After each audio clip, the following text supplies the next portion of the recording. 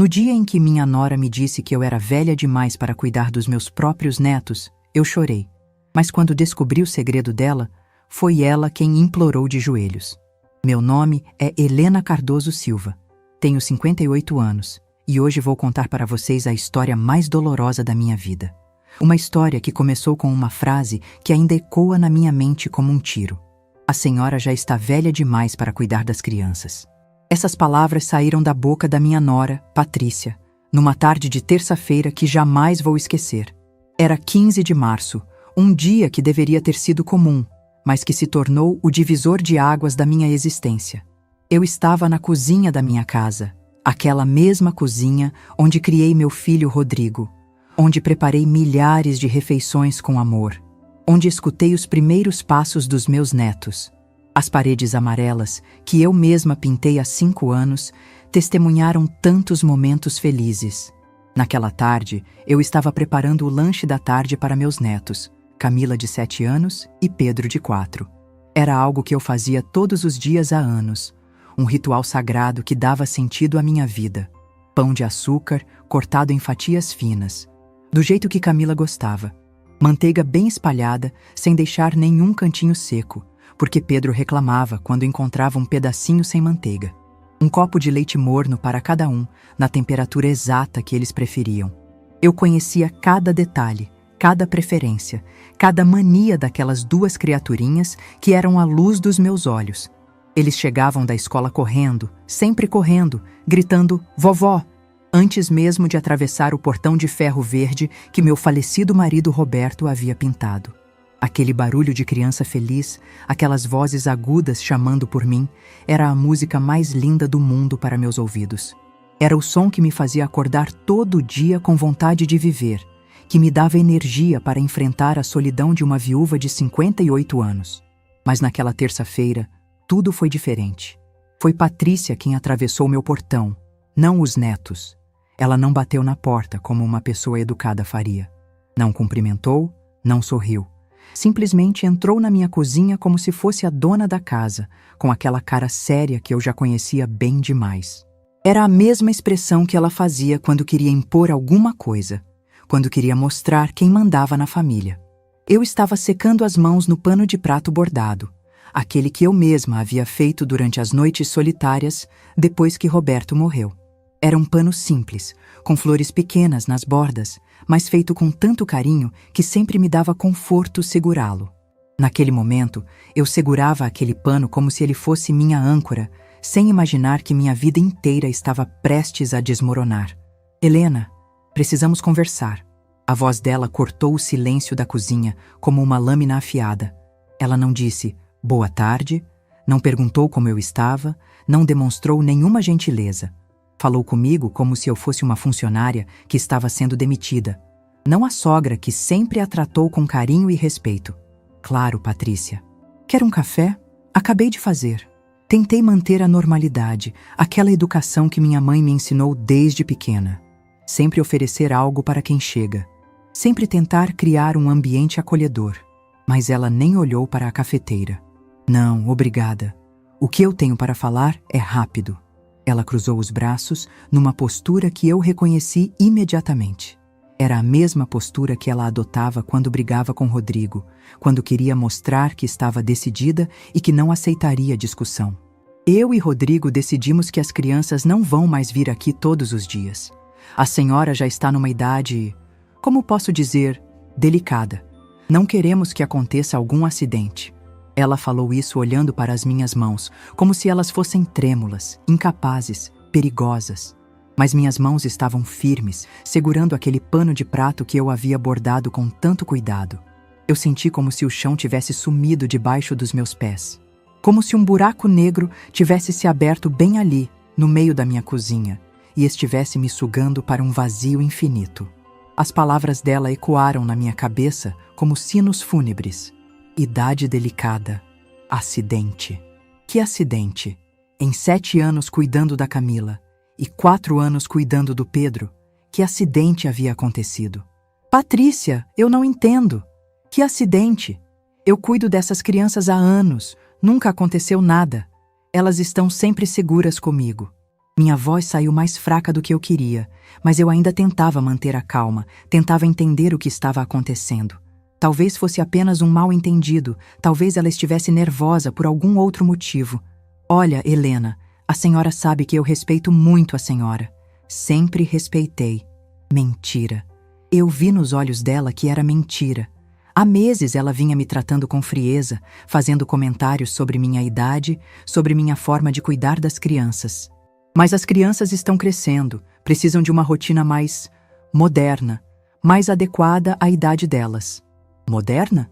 O que tinha de antiquado em dar amor, carinho, atenção? O que tinha de errado em contar histórias, fazer comida caseira, ensinar valores? Eu não conseguia entender aonde ela queria chegar com aquela conversa absurda. Eu vou buscá-las na escola agora. Não precisa mais se preocupar com isso. A senhora pode aproveitar para descansar mais, fazer suas coisas. Ela disse isso com um sorriso que não chegava aos olhos. Um sorriso que eu já havia visto quando ela mentia para outras pessoas, quando ela queria se livrar de alguma situação inconveniente. Naquele momento, eu senti uma dor no peito que não era física. Era uma dor da alma. Uma dor que nascia no fundo do coração e se espalhava pelo corpo inteiro como veneno. Aquelas crianças eram minha vida. Desde que meu marido Roberto morreu, há 13 anos, elas eram minha razão de acordar todo dia, minha fonte de alegria, meu propósito de existir. E o Rodrigo? Ele sabe disso? Ele concordou com essa decisão? Perguntei, ainda esperando que meu filho aparecesse para desfazer aquele pesadelo. Rodrigo era meu menino, meu único filho, aquele que eu havia criado sozinha depois que Roberto morreu. Ele não podia estar concordando com aquilo. Não o menino que eu criei com tanto amor, tanto sacrifício. Claro que sabe, foi ideia dele também. Ele está preocupado com a senhora, com seu estado. A senhora anda muito esquecida ultimamente, meio confusa. Ontem mesmo, a senhora esqueceu de dar o remédio da tosse para o Pedro. Patrícia cruzou os braços, e eu vi naquele gesto toda a frieza que ela guardava dentro do peito. Esquecida? Confusa? Eu, que lembrava de cada detalhe da vida dos meus netos? Eu, que sabia exatamente que horas eles tinham que tomar cada remédio, que dia era cada vacina, qual era o sabor de sorvete favorito de cada um? E quanto ao remédio da tosse do Pedro, eu não havia esquecido. Ele havia melhorado e o médico havia dito para parar de dar. Patrícia, eu não estou esquecida. Eu não estou confusa. Eu cuido dessas crianças com todo o amor e toda a atenção do mundo. Se há alguma coisa que vocês acham que eu posso melhorar, me digam. Eu posso mudar. Minha voz estava ficando trêmula, mas era de emoção, não de senilidade. Helena, a decisão já foi tomada. É melhor assim para todo mundo. As crianças vão ficar bem, não se preocupe. Elas vão continuar visitando a senhora aos finais de semana, quando eu e Rodrigo estivermos por perto para supervisionar. Supervisionar? Como se eu fosse uma babá incompetente que precisava de supervisão. Eu fiquei ali, parada no meio da minha própria cozinha, segurando aquele pano de prato como se ele fosse uma tábua de salvação no meio de um naufrágio. A casa, que minutos antes cheirava a carinho e expectativa, de repente ficou gelada como um cemitério. O silêncio era ensurdecedor. Eu ouvia apenas o tic-tac do relógio da parede, aquele relógio antigo que Roberto havia comprado no nosso primeiro aniversário de casamento, marcando os segundos de uma vida que estava sendo destruída bem na minha frente. Patrícia, por favor, vamos conversar melhor sobre isso. Eu posso mudar qualquer coisa que esteja incomodando vocês. Essas crianças são minha vida, são tudo que eu tenho. Eu tentei uma última vez, minha voz saindo quase em sussurro, como uma prece desesperada. Mas ela já estava se virando para ir embora. Helena, a decisão já foi tomada. É melhor a senhora se acostumar com a ideia. As crianças vão ficar bem, não se preocupe. E ela saiu pela porta da cozinha, atravessou minha sala, passou pelo meu quintal e foi embora, deixando para trás apenas o eco das suas palavras e o cheiro amargo da rejeição. Eu fiquei ali, sozinha na minha cozinha, olhando para os 2 copos de leite que eu havia preparado com tanto carinho. O leite ainda estava morno, na temperatura exata que Camila e Pedro gostavam, mas nunca mais seria bebido por eles. Aqueles copos ali, cheios de leite que esfriaria e seria jogado fora, eram o símbolo perfeito do que havia acontecido comigo. Eu havia sido descartada, jogada fora como algo que não serve mais.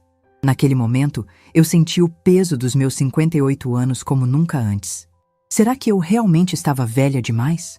Será que eu era um fardo, um perigo para meus próprios netos? Será que todas aquelas tardes felizes, aqueles abraços, aquelas histórias contadas haviam sido apenas produto da minha imaginação? Será que eu realmente estava perdendo a capacidade de cuidar das pessoas que mais amava no mundo?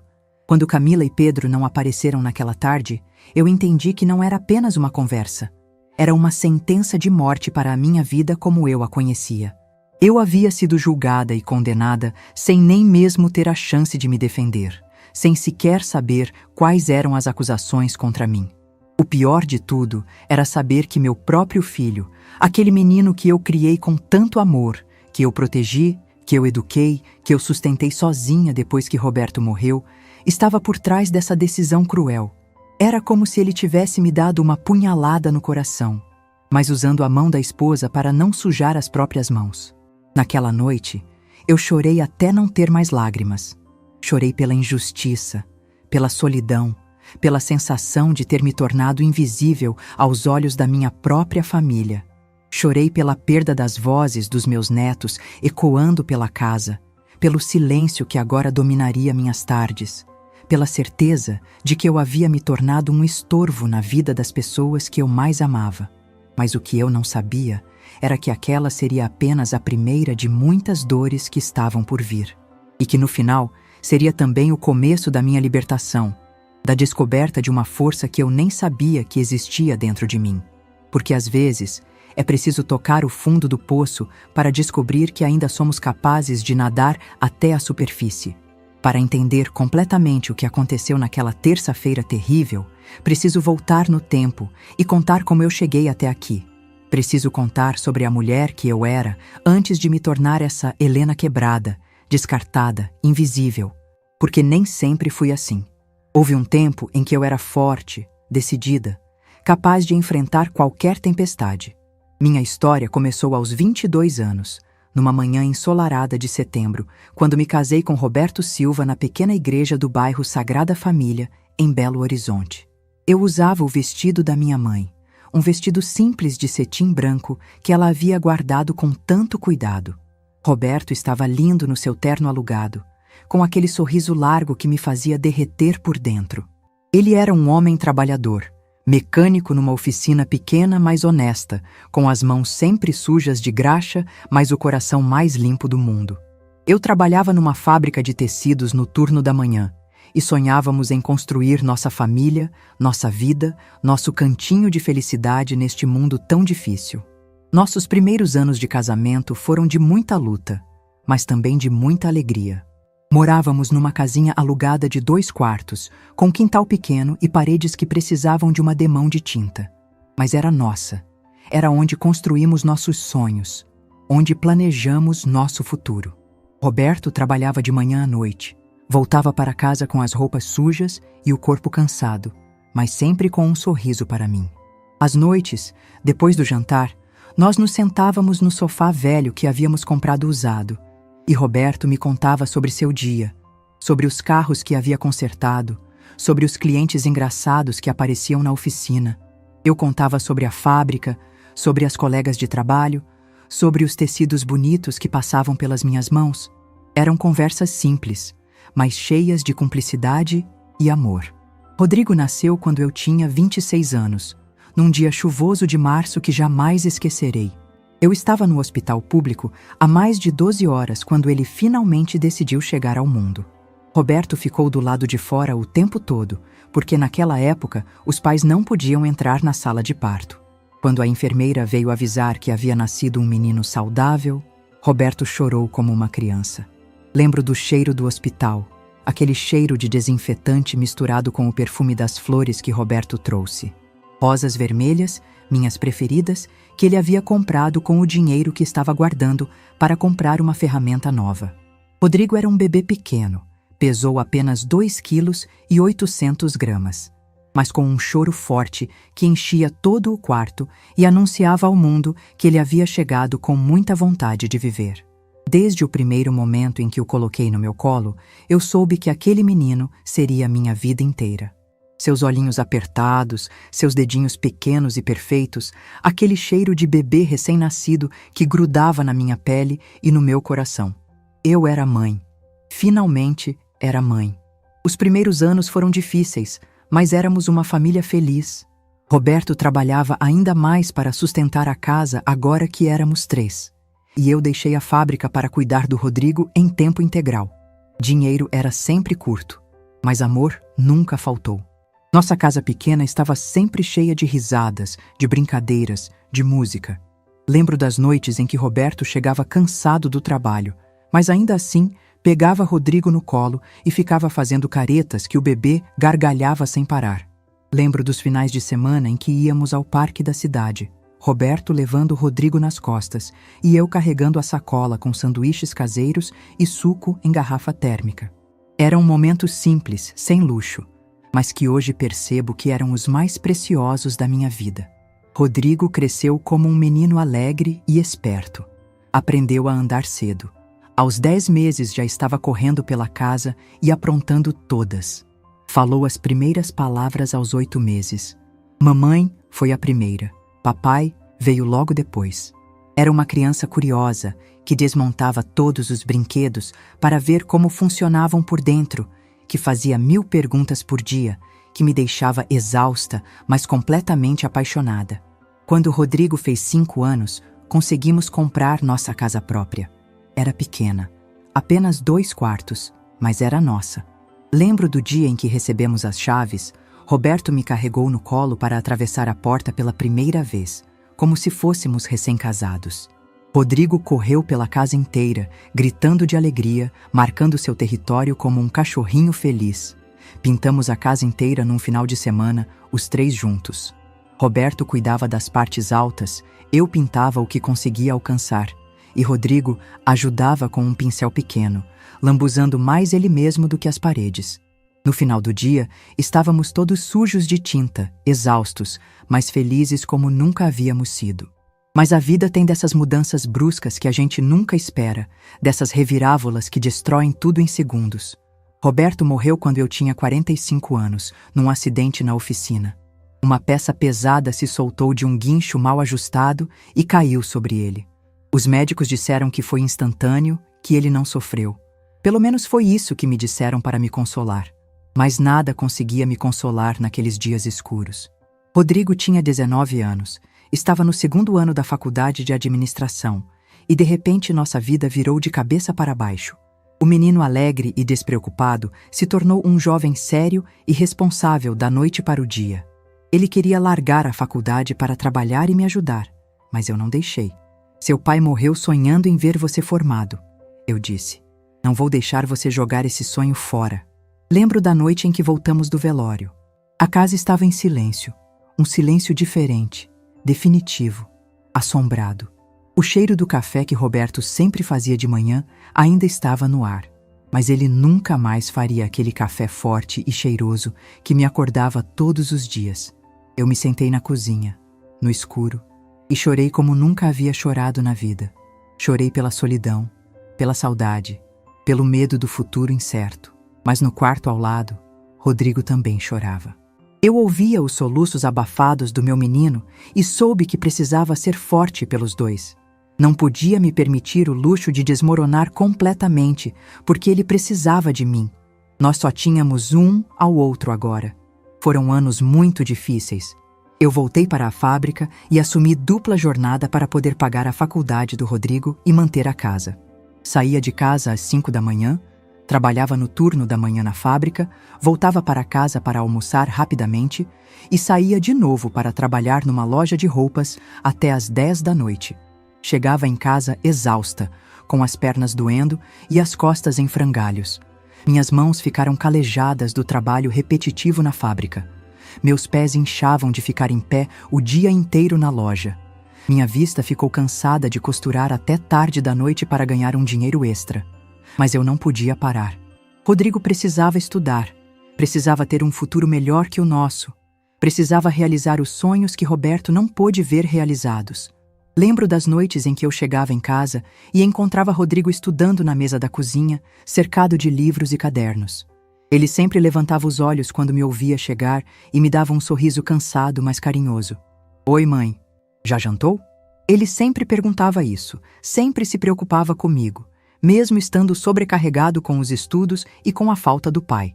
Eu esquentava alguma coisa simples, um ovo frito, um macarrão instantâneo, um sanduíche de mortadela, e nós dois comíamos em silêncio, exaustos demais para conversar, mas encontrando conforto na presença um do outro.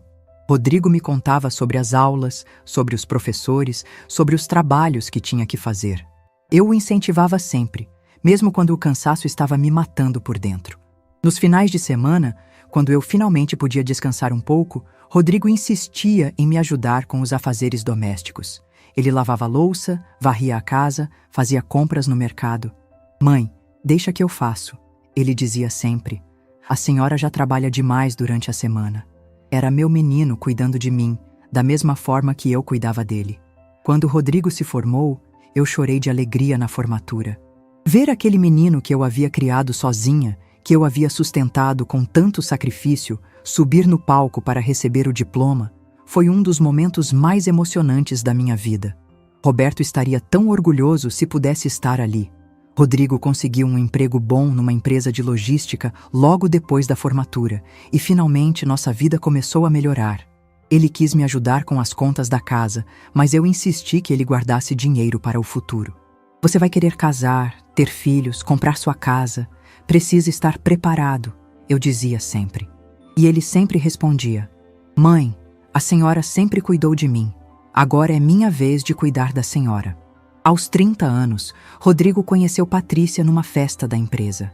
Ela era bonita, bem vestida, formada em marketing, com aquele jeito moderno e confiante que eu nunca tive. Quando ele a trouxe para me conhecer, eu fiquei genuinamente feliz. Meu menino merecia ser feliz, merecia ter alguém especial na vida, merecia constituir sua própria família. Patrícia foi simpática naquele primeiro encontro. Elogiou minha comida, disse que Rodrigo falava muito bem de mim. Me ajudou a servir o jantar e a lavar a louça depois. Ela parecia uma moça educada e carinhosa, e eu pensei que seria uma boa esposa para meu filho. O casamento foi lindo, numa igreja grande no centro da cidade. Eu usei um vestido azul marinho que havia comprado especialmente para a ocasião, o vestido mais caro que eu já havia comprado na vida. Chorei quando vi Rodrigo no altar, tão bonito, tão homem, tão diferente daquele bebê pequeno que eu havia segurado nos braços pela primeira vez 32 anos antes. Naquele momento, caminhando com ele até o altar para entregá-lo à sua noiva, eu senti que minha missão estava cumprida. Ele era feliz, tinha uma profissão, uma esposa que o amava, um futuro brilhante pela frente. Roberto estaria orgulhoso do homem que nosso menino havia se tornado. Quando Camila nasceu 2 anos depois, eu pensei que meu coração ia explodir de tanta alegria. Aquela menininha pequenininha, com os olhos grandes e curiosos do pai e o nariz pequeno da mãe, era a continuação da nossa família. A prova de que o amor continua, de que a vida segue em frente. Rodrigo me pediu para ajudar com ela e eu aceitei de braços abertos. Patrícia voltou ao trabalho depois da licença maternidade e eu me tornei a segunda mãe da Camila. Buscava ela na creche, dava banho, fazia comida, contava histórias, cantava cantigas de ninar. Ela me chamava de vovó, mas eu sabia que era muito mais que isso. Eu era sua parceira de brincadeiras, sua companheira de tardes de desenho, seu colo quando ela tinha pesadelos ou quando se machucava brincando. Foram os melhores anos da minha vida desde a morte do Roberto. Eu tinha propósito novamente, tinha alguém que precisava de mim, que me amava incondicionalmente, que me fazia sentir útil e importante. Camila era uma criança doce e inteligente, sempre curiosa, sempre pronta para aprender coisas novas. Quando Pedro nasceu 3 anos depois, eu pensei que não era possível ser mais feliz do que já era. Agora eram 2 pequenos correndo pela minha casa, enchendo os dias de barulho e alegria, de risadas e travessuras. Pedro era mais arteiro que Camila, sempre aprontando alguma coisa, sempre testando os limites, mas com um sorriso que derretia qualquer coração e me fazia perdoar qualquer travessura. Lembro do cheiro dos dois depois do banho, aquele cheiro de criança limpa misturado com talco e sabonete. Lembro das tardes em que eles cochilavam no sofá, um de cada lado, e eu ficava ali, só olhando, sentindo uma gratidão imensa por aquela vida, por aquele presente que Deus havia me dado. Eles eram minha recompensa por todos os anos de luta, por todas as noites em claro, por todos os sacrifícios que havia feito. Mas com o tempo, comecei a perceber que Patrícia estava mudando. Sutilmente no início, depois mais abertamente, ela começou a fazer comentários sobre minha forma de cuidar das crianças. Helena, acho que o Pedro está comendo muito doce aqui em casa. Talvez seja melhor diminuir. Ou então, Camila chegou com a roupa muito suja ontem. Talvez seja melhor eles brincarem menos no quintal. Eu tentava agradar, mudava pequenas coisas na rotina das crianças. Diminuía o doce, controlava mais as brincadeiras no quintal, tomava mais cuidado com as roupas, mas parecia que nunca era o suficiente. Patrícia sempre encontrava algo para criticar, sempre de forma educada, mas com uma frieza que eu sentia na alma. Helena, você não acha que a Camila está ficando muito manhosa? Talvez seja porque você faz todas as vontades dela. Pedro não deveria estar usando fralda ainda, não acha? Todas as crianças da idade dele já largaram. Eles estão ficando muito dependentes da senhora. Isso não é bom para o desenvolvimento deles. Quando eu comentava essas críticas com Rodrigo, ele sempre minimizava. Mãe, ela está só preocupada com as crianças. É normal uma mãe querer o melhor para os filhos. Mas eu sentia que havia algo mais por trás daqueles comentários. Algo que eu não conseguia identificar, mas que me deixava inquieta. Nos últimos 2 anos, as críticas ficaram mais diretas e mais frequentes. Patrícia começou a questionar abertamente se eu tinha energia para correr atrás das crianças, se minha visão estava boa o suficiente para supervisioná-las atravessando a rua, se eu não estava ficando muito emotiva com eles. Helena, ontem o Pedro me disse que a senhora chorou vendo um filme de princesa com eles. Isso pode confundir a cabeça de uma criança. Camila está muito grudada na senhora. Acho que ela precisa aprender a ser mais independente. A senhora não acha que está na hora de diminuir um pouco? Aproveitar para descansar mais? Cuidar mais de si mesma? Cada palavra era como uma pequena facada no meu coração. Cada crítica era como uma gota de veneno sendo despejada na minha autoestima. Mas eu engolia a dor e continuava, porque aquelas crianças eram minha vida, minha razão de existir. Porque eu sabia que elas me amavam, que eu fazia diferença na vida delas. Porque eu acreditava que o amor que eu dava era mais forte que qualquer crítica injusta. Até aquela terça-feira terrível, quando descobri que nem mesmo o amor mais puro e incondicional é suficiente quando as pessoas decidem que você não serve mais, que você é um estorvo, que você é velha demais para ser útil. Até aquela terça-feira, quando minha vida desmoronou completamente e eu descobri que aos 58 anos eu ainda tinha muito que aprender sobre a crueldade das pessoas e sobre minha própria força interior. Depois daquela terça-feira que mudou minha vida para sempre, eu me transformei numa mulher fantasma na minha própria casa. Minha vida virou um inferno silencioso, um vazio ensurdecedor que me consumia por dentro como um câncer da alma. Eu acordava todos os dias às 6 da manhã, como sempre fiz durante toda a minha vida adulta, mas agora não tinha mais propósito, não tinha mais razão para levantar da cama. Preparava café só para mim, uma xícara solitária numa mesa que costumava estar cheia de vida. Comia pão amanhecido com manteiga, mastigando sem sabor, engolindo sem prazer. E ficava ali, sentada na mesa da cozinha, que tantas vezes havia sido palco de risadas e conversas animadas, olhando para o relógio e contando os minutos de uma existência que havia perdido completamente o sentido. Às 7h30 da manhã, eu sabia exatamente o que estava acontecendo na casa do meu filho. Camila estaria acordando, esfregando os olhinhos sonolentos, perguntando pela vovó. Pedro estaria fazendo birra para escovar os dentes, como sempre fazia, e só eu sabia o truquinho de cantar a música do jacaré para fazer ele abrir a boca. Eles estariam tomando café da manhã, se preparando para mais um dia na escola, mas eu não estava mais lá para fazer parte dessa rotina que havia sido minha vida durante anos. As primeiras semanas foram as piores da minha existência. uma tortura lenta e constante que me corroía por dentro. Eu passava em frente à escola na hora da saída, escondida atrás de uma árvore grande, só para ver os rostinhos deles de longe.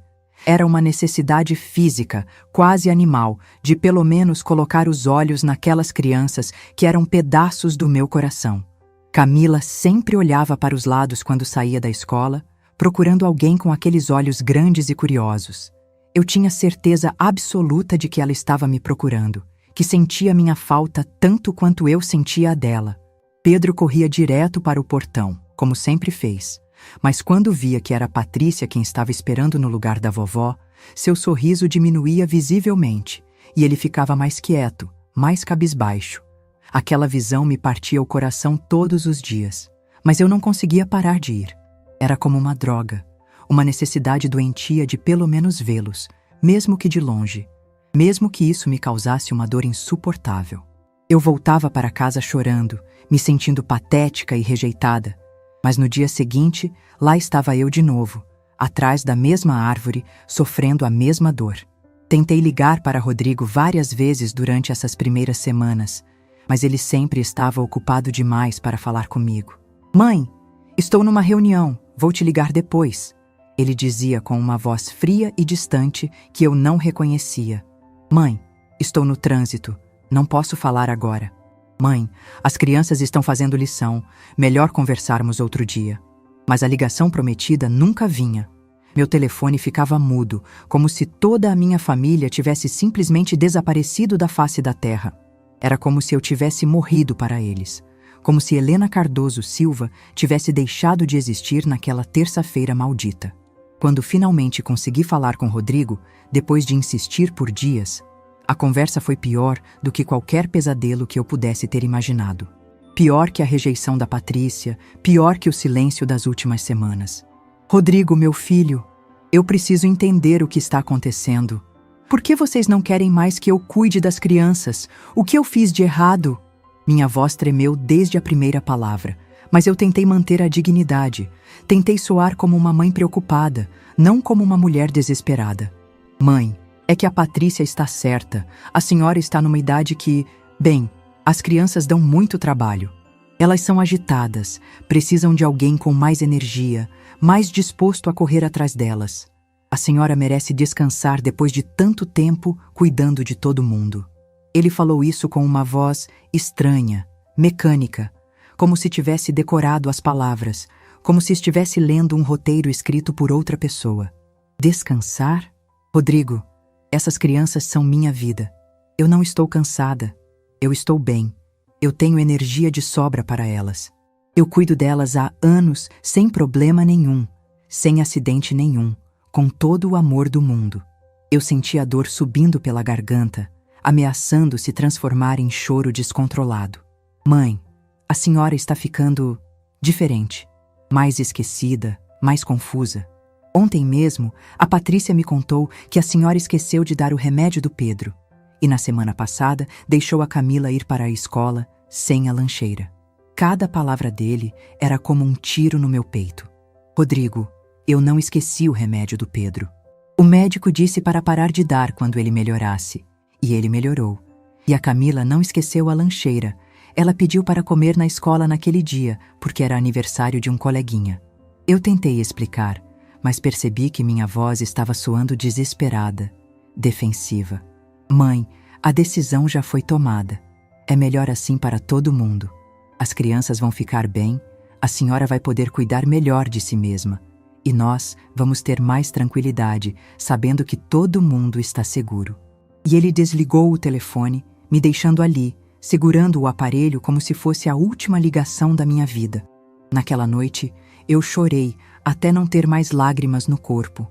Chorei pela injustiça terrível de ser julgada e condenada sem ter direito à defesa. Chorei pela solidão que me consumia como um bicho feroz. Chorei pela sensação horrível de ter me tornado inútil, descartável, invisível para as pessoas que eu mais amava no mundo. Mas o que mais doía, o que mais me devastava por dentro, era saber que meu próprio filho, aquele menino que eu criei com tanto amor e sacrifício, que eu protegi com minha própria vida, estava me abandonando na minha hora de maior necessidade. Os dias começaram a se arrastar como lesmas. Eu tentava ocupar a mente com outras coisas, mas tudo na minha casa me lembrava das crianças. O programa de desenho que passava na televisão às 4 da tarde, o sorvete que eu via no freezer do supermercado, o parquinho que ficava no caminho para a padaria. Tudo era uma tortura constante, uma lembrança dolorosa do que eu havia perdido. Comecei a evitar sair de casa porque não suportava encontrar outras avós levando seus netos na escola, brincando com eles na praça, fazendo compras no mercado com aqueles pequenos ajudantes tagarelas. Ver outras famílias felizes me fazia sentir ainda mais sozinha, ainda mais rejeitada. Dona Marlene, minha vizinha e única amiga verdadeira, tentava me animar sempre que me via no quintal. Helena, essas coisas passam. Você vai ver, daqui a pouco eles vão sentir sua falta e tudo volta ao normal, ela dizia com aquela voz carinhosa de quem realmente se importa. Mas eu sabia que ela estava apenas sendo gentil. A verdade amarga era que eu havia sido descartada como um móvel velho que não serve mais para nada. Marlene, eles me acham senil, acham que eu sou um perigo para as crianças. Como é que eu vou provar que eles estão errados se eles nem querem mais falar comigo? Eu desabafava com ela por cima da cerca, tentando não chorar na frente de mais alguém. Helena, você é a mulher mais lúcida e capaz que eu conheço. Tem alguma coisa errada nessa história toda. Uma nora não pode simplesmente decidir afastar uma avó dos netos sem uma boa razão. Dona Marlene sempre foi uma mulher sábia, e suas palavras plantaram uma sementinha de suspeita na minha cabeça. Foi num sábado chuvoso, 3 semanas depois daquela conversa terrível com Rodrigo, que minha vida mudou completamente de novo. Eu havia ido ao banco resolver uns papéis da aposentadoria, uma burocracia chata que eu vinha adiando há meses. Estava esperando na fila, meio desanimada, quando ouvi uma conversa que gelou meu sangue nas veias. Ela está devendo uma fortuna. Mais de R$50 mil só em jogos online. A situação está desesperadora. A voz era baixa, sussurrada, mas eu reconheci imediatamente. Era Patrícia falando no celular ali perto, achando que ninguém estava prestando atenção. Meu coração disparou. R$50 mil em jogos? Minha nora estava viciada em apostas online? Era isso que havia por trás de toda aquela frieza, de toda aquela rejeição? Não, ele não sabe de nada ainda. Eu consegui esconder até agora, inventando desculpas para as despesas. Mas a coisa está ficando muito complicada. Os credores estão ameaçando me processar, estão falando em penhora. Ela pausou, ouvindo a pessoa do outro lado da linha, e eu me aproximei discretamente, fingindo ler um folheto bancário. A sogra tinha uns R$15 mil guardados numa poupança para a educação dos meninos. Eu já consegui acessar a conta e peguei a metade, mas preciso do resto urgentemente. Por isso tive que afastar ela das crianças. Ela ia descobrir quando fosse mexer no dinheiro e aí seria o fim de tudo. Meu mundo desabou naquele momento. R$15 mil que eu havia guardado centavo por centavo, trabalhando dupla jornada, fazendo economia em tudo, para garantir um futuro melhor para meus netos.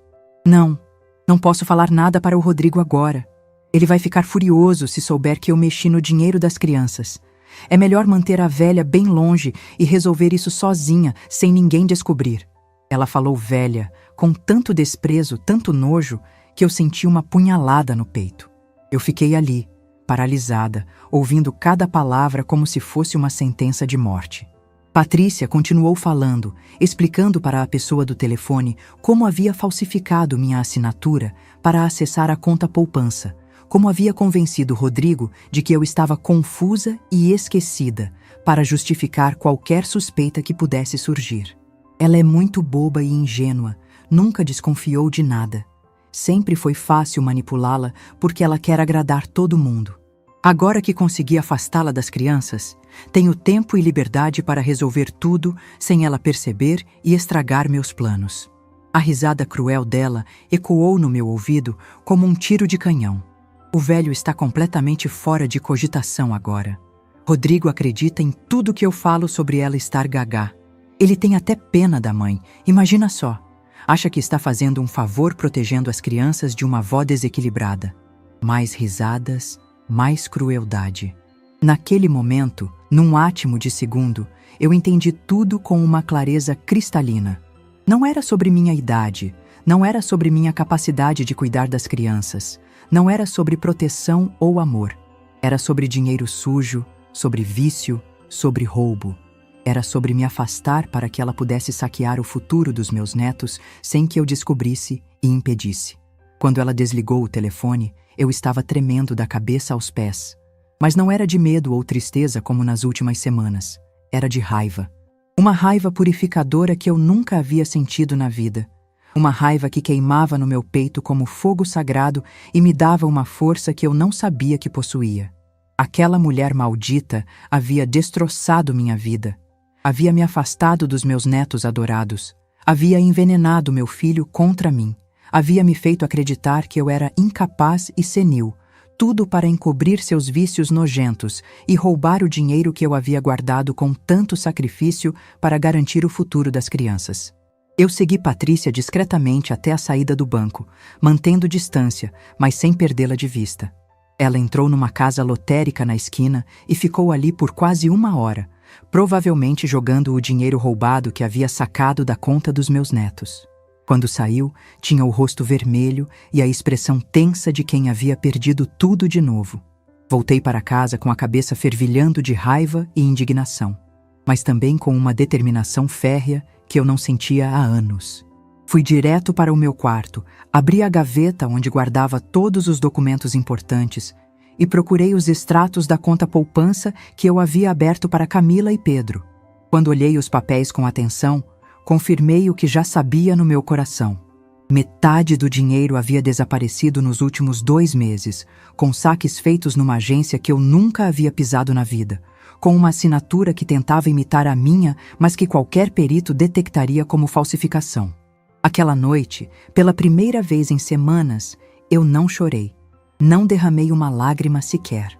Eu fiquei ali, sentada na minha cama, planejando cada passo do que fazer, porque agora eu sabia a verdade.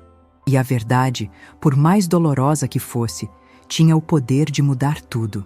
Patrícia havia cometido um erro fatal ao me subestimar. Ela havia pensado que eu era apenas uma velha boba e ingênua, que seria fácil de manipular e descartar. Mas ela não conhecia a Helena, que havia lutado sozinha para criar um filho, que havia trabalhado dupla jornada sem reclamar, que havia enfrentado a viuvez com dignidade e coragem. Ela não conhecia a mulher de ferro que existia por baixo da avó carinhosa e acolhedora. Porque uma coisa eu aprendi nos meus 58 anos de vida. Quando alguém mexe com sua família, com seu sangue, com o futuro dos seus netos, você não pode ficar em silêncio. Você precisa lutar com todas as suas forças. A guerra havia começado oficialmente. E pela primeira vez em semanas, eu me senti completamente viva novamente, pronta para a batalha que se aproximava. Acordei na segunda-feira com uma clareza mental que eu não sentia há semanas. Não era mais aquela mulher quebrada e desesperada que chorava pelos cantos da casa como um fantasma. Era Helena Cardoso Silva de volta. A mesma mulher que havia enfrentado a morte prematura do marido, que havia criado um filho sozinha contra todas as adversidades, que havia trabalhado dupla jornada sem reclamar uma única vez. E agora eu tinha uma missão sagrada: recuperar minha vida e proteger o futuro dos meus netos. A primeira coisa que fiz foi procurar Dona Marlene. Ela estava regando as violetas no quintal quando eu bati na porta, ainda de camisola e chinelos, com aquela pressa de quem não pode perder nem 1 minuto sequer. Helena, que bom te ver. Nossa, fazia tempo que eu não via você tão cedo na rua. Como você está? Ela me olhou com aquele carinho maternal de sempre, mas percebi que havia uma preocupação genuína em seus olhos castanhos. Marlene, eu preciso da sua ajuda. Você conhece algum advogado de confiança? Alguém que entenda de questões familiares e de crime? Perguntei, entrando direto no assunto sem rodeios. Não tinha tempo para conversas sociais. Ela parou de regar as plantas imediatamente e me olhou com surpresa e curiosidade. Advogado? Helena, minha filha, o que aconteceu? Você está com cara de quem não dormiu a noite inteira. Ela me convidou para sentar na varanda, naquela mesinha de plástico onde tantas vezes havíamos tomado café e conversado sobre a vida. Contei tudo para ela, Cada detalhe sórdido da conversa que havia escutado no banco, cada centavo que havia sido roubado da conta dos meus netos, cada mentira que havia sido contada para me afastar das crianças. Marlene ficou indignada, batendo o punho na mesa pequena e fazendo as xícaras de café tremerem. Minha filha, isso é crime! Isso é roubo, falsificação, calúnia! Você precisa denunciar essa mulher imediatamente. Ela estava quase gritando de indignação, com o rosto vermelho de raiva. Como é que alguém é capaz de fazer uma maldade dessas? Roubar o futuro de 2 crianças inocentes? Eu sei, Marlene, mas primeiro eu preciso juntar todas as provas, organizar tudo certinho. Eu não posso errar nem um passo, porque se eu errar, ela pode se safar e continuar destruindo minha família. Expliquei meu plano inicial e ela imediatamente me deu o nome de Dr. Antônio Mendes, um advogado que havia ajudado a família dela numa questão complicada de herança alguns anos antes. Dr. Antônio Mendes tinha uns 50 anos, cabelos grisalhos bem penteados e uma seriedade profissional que me transmitiu confiança desde o primeiro aperto de mão. Seu escritório era pequeno, mas organizado, com estantes cheias de livros de direito e um ar de competência que me tranquilizou. Quando contei minha história completa, ele fez anotações detalhadas num bloco amarelo e me orientou sobre como proceder. Dona Helena, o que sua nora fez configura apropriação indébita qualificada e falsificação de documento público.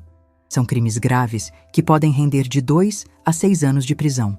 Ele parou de escrever e me olhou diretamente nos olhos com aquela franqueza que só pessoas honestas possuem. Mas antes de qualquer medida legal drástica, sugiro que a senhora tente uma conversa direta com ela. Às vezes, quando as pessoas sabem que foram descobertas, elas preferem resolver as coisas de forma civilizada para evitar um escândalo público. Ele estava certo, e eu sabia disso. Precisava dar uma última chance para Patrícia fazer a coisa certa, mesmo sabendo no fundo do coração que ela provavelmente não faria. Mas eu queria ter a consciência tranquila de que havia tentado todos os caminhos antes de partir para medidas mais drásticas que poderiam afetar as crianças também. Dr. Antônio, e se ela negar tudo? E se ela inventar mais mentiras? Perguntei, porque essa possibilidade me aterrorizava. Já havia sido enganada uma vez, não podia permitir que acontecesse de novo. Por isso, vamos nos preparar adequadamente.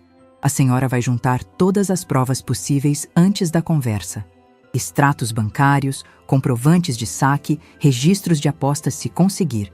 E durante a conversa, vai gravar tudo.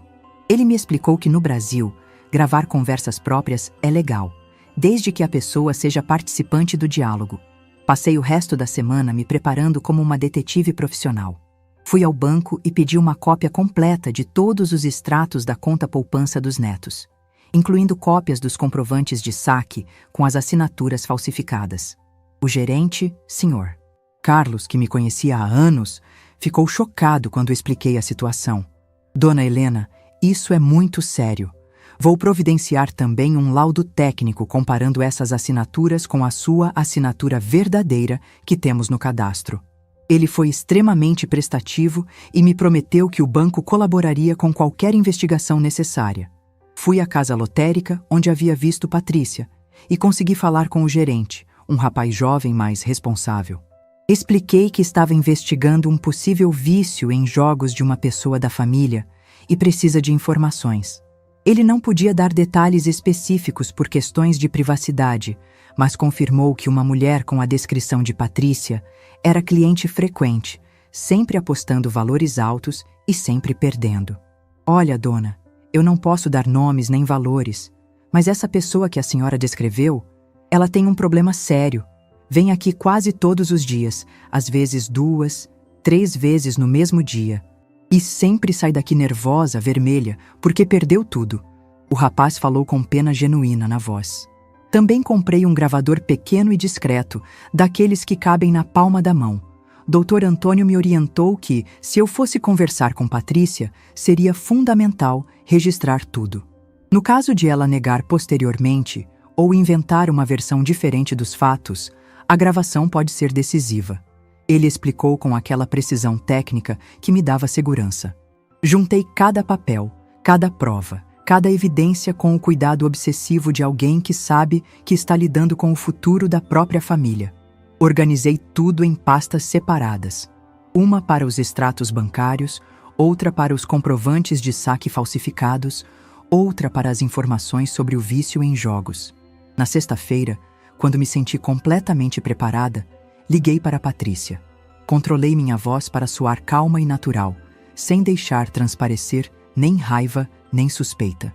Patrícia, preciso falar com você sobre uma questão importante relacionada às crianças. Pode vir aqui em casa hoje à tarde? Ela hesitou por alguns segundos, claramente surpresa com meu tom cordial depois de semanas de distanciamento, mas acabou concordando. Preparei a casa com o cuidado de quem está organizando um campo de batalha. Arrumei a mesa da sala, preparei café fresco e biscoitos caseiros, como sempre fazia quando recebia visitas. Queria manter a normalidade, a educação, a civilidade. Mas desta vez, o gravador estava escondido na gaveta da mesa, já ligado e testado. Eu não queria partir para o ataque imediatamente. Queria dar a ela a oportunidade de confessar espontaneamente, de mostrar um mínimo de decência. Quando Patrícia chegou, pontualmente às 15h, ela estava visivelmente nervosa. Suas mãos tremiam ligeiramente, ela evitava contato visual direto e tinha aquele jeito inquieto de quem está com a consciência pesada. Helena, o que é que você queria falar comigo? Ela recusou o café que ofereci e ficou em pé, como se estivesse pronta para sair correndo a qualquer momento. Patrícia, sente-se, por favor. Precisamos conversar sobre algumas coisas importantes relacionadas ao futuro das crianças. Minha voz estava calma, mas firme. Ela se sentou na ponta da cadeira, claramente desconfortável, cruzando e descruzando as pernas nervosamente. Eu sei que você está passando por dificuldades financeiras. Comecei devagar, como um pescador que solta a linha aos poucos, observando cada microexpressão no rosto dela. Ela empalideceu instantaneamente, mas tentou manter a compostura com um sorriso forçado. Eu não sei do que você está falando, Helena.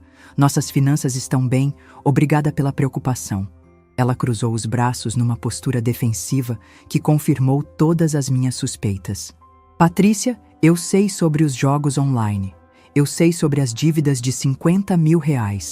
E eu sei sobre o dinheiro que você roubou da conta dos meus netos. Disse isso olhando diretamente nos olhos dela, sem desviar o olhar nem por um segundo, deixando que cada palavra penetrasse como uma lâmina afiada. O rosto dela desmoronou completamente.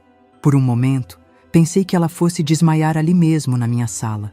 Ela ficou branca como papel, depois vermelha como tomate, e suas mãos começaram a tremer de forma descontrolada. Era a reação de alguém que havia sido pego em flagrante. Helena, eu posso explicar. Não é bem assim. Ela começou a gaguejar, procurando desesperadamente por uma desculpa, por uma mentira que pudesse salvá-la. Mas eu levantei a mão para interrompê-la com autoridade. Não precisa explicar nada, Patrícia. Eu ouvi você falando no telefone no banco sábado passado. Eu sei de tudo. Eu sei que você falsificou minha assinatura para acessar a conta poupança, que você me afastou das crianças para poder roubar o dinheiro delas sem que eu descobrisse, que você fez meu filho acreditar que eu estava senil e confusa. Cada palavra saía da minha boca com a precisão de uma bala de revólver. Patrícia começou a chorar, mas não eram lágrimas de tristeza ou arrependimento. Eram lágrimas de desespero puro de quem acabou de ver sua vida inteira desmoronar. Helena, por favor, me perdoe. Eu não queria que chegasse a isso. Eu estava desesperada, as dívidas estavam me sufocando, eu não sabia mais o que fazer. Você destruiu minha vida, Patrícia. Você me afastou dos meus netos adorados, envenenou meu filho contra mim, me fez acreditar que eu era incapaz e senil, tudo para encobrir seus vícios nojentos. Minha voz estava ficando mais alta, toda a raiva reprimida começando a vazar. Mas eu me controlei para não perder a razão. Eu vou devolver tudo, Helena. Eu prometo, solenemente. Só me dê uma chance, por favor. Ela estava implorando agora, as lágrimas escorrendo pelo rosto destruído. Mas eu sabia que eram lágrimas de conveniência. Como você vai devolver, Patrícia? Você gastou tudo apostando online. Você não tem nada para devolver. E mesmo que tivesse, isso não apagaria o que você fez comigo e com as crianças. Eu me levantei e fui até a gaveta, pegando todas as provas que havia juntado meticulosamente. Helena, pelo amor de Deus, o que você vai fazer com esses papéis? Ela viu os documentos em minhas mãos e entrou em pânico total, levantando da cadeira como se fosse tentar me impedir. Eu vou fazer o que deveria ter feito desde o primeiro dia. Vou contar a verdade para Rodrigo. Vou mostrar para ele exatamente quem você é e o que você fez. Coloquei os papéis na mesa, bem na frente dela, como evidências num tribunal. Não, Helena, por favor. Se o Rodrigo souber de tudo isso, ele vai me deixar na mesma hora. Eu vou perder minha família, minha casa, tudo. Ela se levantou e veio em minha direção com os braços estendidos, como se fosse me segurar fisicamente. Você já perdeu tudo, Patrícia. No momento em que decidiu roubar o futuro dos meus netos, no momento em que decidiu me afastar deles para encobrir seus crimes, você já havia perdido o direito de ser chamada de família. Eu me afastei dela, mantendo distância segura, mas sem demonstrar medo. O que você quer de mim? Dinheiro? Eu não tenho como pagar agora, mas posso parcelar, posso assinar um documento, qualquer coisa. Você quer me ver na cadeia? É isso? Ela estava desesperada, gritando, completamente fora de controle. Eu quero minha família de volta, Patrícia. Eu quero que você conte a verdade para Rodrigo. Eu quero que você me peça desculpas na frente das crianças por ter mentido sobre mim. E eu quero que você procure ajuda profissional para seu vício antes que destrua outras vidas. Minha voz estava firme e decidida, cada palavra carregada de autoridade. E se eu não fizer isso? Se eu me recusar? Ela me desafiou numa última tentativa de recuperar algum controle da situação, mas sua voz tremia de medo. Se você não fizer isso, eu vou à polícia segunda-feira de manhã, 1ª hora. Eu vou denunciar você por apropriação indébita qualificada e falsificação de documento. Você vai responder criminalmente por tudo que fez e a história toda vai virar caso de polícia. Eu falei isso com uma calma que impressionou até a mim mesma. Foi então que aconteceu algo que jamais esquecerei. Patrícia caiu de joelhos ali mesmo, no meio da minha sala, soluçando descontroladamente. Helena, por favor, tenha piedade de mim. Eu errei. Eu sei que errei gravemente. Mas eu não aguento mais viver assim, com essa pressão, com essas dívidas, com essa mentira toda. Eu vou fazer tudo o que você está pedindo, absolutamente tudo. Só não me denuncie à polícia. Ver aquela mulher ali, de joelhos no meu chão, me implorando perdão, deveria ter me dado uma satisfação imensa. Deveria ter sido meu momento de triunfo, minha vingança doce contra quem havia destruído minha vida. Mas tudo que eu senti foi uma pena profunda. Pena de uma mulher que havia destruído sua própria vida e a de outras pessoas por causa de um vício terrível, de uma doença que a controlava completamente. Levante-se, Patrícia. Por favor, levante-se. Estendi a mão para ajudá-la, porque mesmo depois de tudo que ela havia feito comigo, eu não conseguia ver outro ser humano se humilhando daquela forma. Você tem até domingo à noite para contar tudo para Rodrigo. Se até segunda-feira de manhã eu não tiver meus netos de volta, se você não se retratou publicamente do que disse sobre mim, eu vou fazer o que precisa ser feito. Helena, muito obrigada. Muito obrigada por me dar essa chance. Ela se levantou com dificuldade, secou as lágrimas com as costas da mão e tentou recuperar um mínimo de compostura. Eu vou contar tudo para ele hoje mesmo, eu prometo. Patrícia, uma coisa. Ela se virou para me olhar, com os olhos ainda vermelhos e inchados. Eu não estou fazendo isso por você. Estou fazendo pelos meus netos e pelo meu filho. Eles merecem saber a verdade. Eles merecem viver numa família baseada na honestidade, não em mentiras e manipulação. Eu entendo, Helena. E eu vou me tratar. Vou procurar ajuda para esse problema que está me destruindo. Eu prometo que vou ser uma pessoa melhor. Ela disse isso com uma sinceridade que parecia genuína. Mas eu sabia que promessas de viciados em crise nem sempre se sustentam. Quando ela saiu da minha casa, eu me sentei no sofá da sala e respirei fundo pela primeira vez em semanas. O ar pareceu mais puro, mais limpo, como se uma tempestade tivesse passado e deixado tudo renovado. Pela primeira vez desde aquela terça-feira maldita, eu senti que estava no controle da situação, que havia recuperado minha dignidade e minha força. Peguei o gravador na gaveta e ouvi parte da conversa gravada. Cada palavra estava clara. cada confissão estava registrada. Se Patrícia tentasse voltar atrás ou inventar uma versão diferente dos fatos, eu tinha todas as provas necessárias. Doutor Antônio ficaria orgulhoso da minha preparação. O domingo passou devagar, cada hora parecendo uma eternidade. Eu tentei me manter ocupada, limpando a casa de cima a baixo, organizando gavetas, preparando mentalmente o que diria para as crianças quando elas voltassem. Porque elas iam voltar. Eu tinha certeza absoluta disso agora. Dona Marlene apareceu no final da tarde, curiosa para saber como havia corrido a conversa. Helena, você está com uma cara diferente, parece mais leve, mais forte. Ela me observou com aquele olhar materno que conhecia todos os meus estados de espírito. Marlene, eu acho que consegui. Acho que ela vai contar a verdade para Rodrigo. Ela estava apavorada demais para arriscar uma denúncia criminal. Contei para ela todos os detalhes da conversa e ela balançou a cabeça impressionada. Minha filha, você foi corajosa. Muitas mulheres da nossa idade não teriam tido essa força para enfrentar uma situação dessas. Ela pegou minha mão e apertou com carinho.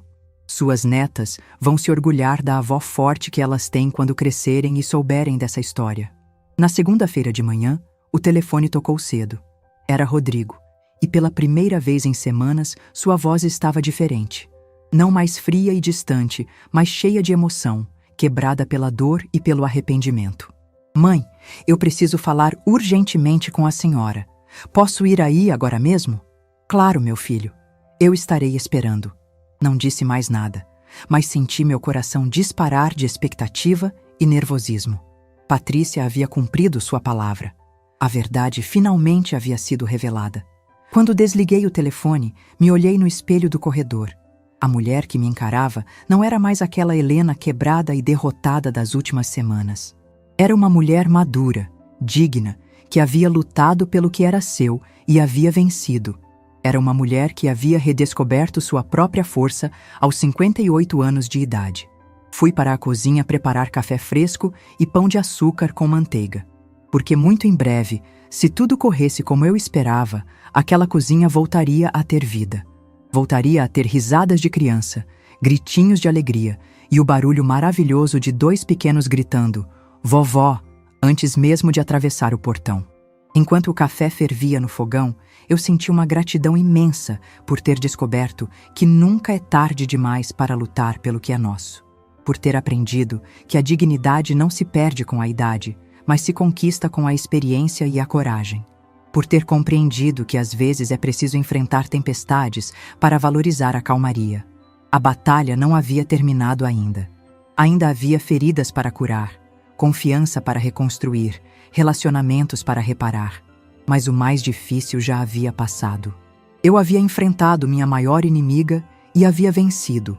Não com violência ou crueldade, mas com dignidade, preparação e determinação. Agora, era só esperar para ver se minha família estava pronta para me receber de volta. Para ver se meu filho havia aprendido alguma coisa com toda essa dor desnecessária. Para ver se eu finalmente poderia voltar a ser a avó que sempre fui. Presente, amorosa, mas agora também respeitada e valorizada. O café estava pronto, o cheiro familiar enchendo a cozinha de esperança e possibilidades. Em poucos minutos, Rodrigo estaria aqui, e nossa conversa mudaria tudo mais uma vez. Mas desta vez, eu estava preparada. Desta vez, eu sabia exatamente quem eu era e qual era o meu valor. Desta vez, Helena Cardoso Silva estava de volta para ficar. O domingo chegou e passou sem nenhuma notícia. Eu estava na cozinha, tomando meu café da manhã, quando o telefone tocou. Era Rodrigo, e pela primeira vez em semanas, sua voz estava diferente. Estava quebrada, cheia de dor. Mãe, eu preciso falar com a senhora.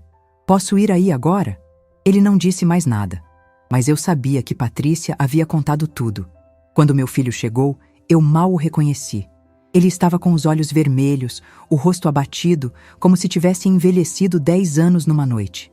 Ele entrou na minha casa e foi direto para o sofá, onde costumava se sentar quando era criança. Mãe, me perdoe. Foram as primeiras palavras dele. Patrícia me contou tudo. Sobre o dinheiro, sobre os jogos, sobre as mentiras.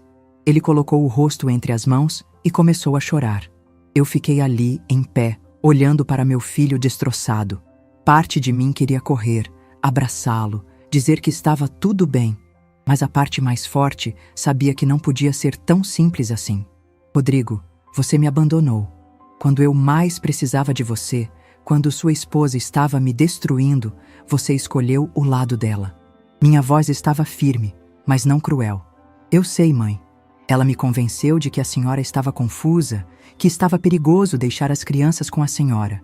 Eu acreditei porque era mais fácil acreditar que a senhora estava com problemas do que enfrentar os problemas da minha esposa. Rodrigo me olhou. Mãe, eu sou um covarde. Eu deixei que ela maltratasse a senhora, que roubasse o dinheiro que a senhora guardou para as crianças. Eu não mereço ser seu filho. Naquele momento, eu senti meu coração se partir, porque por mais magoada que eu estivesse, ele continuava sendo meu menino. Rodrigo, você é meu filho. Sempre vai ser, mas você me machucou profundamente. Você me fez acreditar que eu não prestava mais, que eu era um estorvo. Eu me sentei ao lado dele no sofá.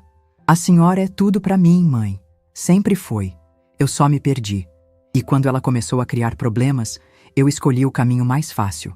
Eu escolhi acreditar nas mentiras dela em vez de defender a senhora.